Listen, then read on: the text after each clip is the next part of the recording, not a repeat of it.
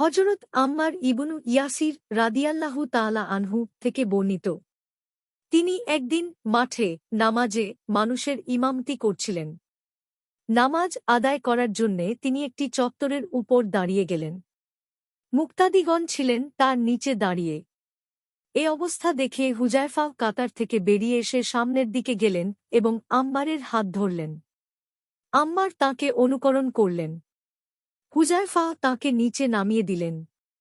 আম্মারের নামাজ শেষ হওয়ার পর হুযায়ফা তাঁকে বললেন, আপনি কি জানেননি রাসূলুল্লাহ সাল্লাল্লাহু আলাইহি ওয়াসাল্লাম ইরশাদ করেছেন, কোন লোক জামাতে নামাজের ইমাম হলে তার দাঁড়াবার স্থান যেন মুক্তাদিদের দাঁড়াবার স্থান হতে উঁচু না হয়, অথবা এরকমের কোন শব্দ উচ্চারণ করেছেন। আম্মার উত্তর দিলেন, এজন্যেই তো আপনি যখন আমার হাত ধরেছেন আমি আপনার অনুসরণ করেছি। আবু দাউদ ৫৯৮, ইরওয়া ৫৪৪। মিশকাতুল মাশাবিহ ১১১২। হাদিসের মানক জয়ীফ।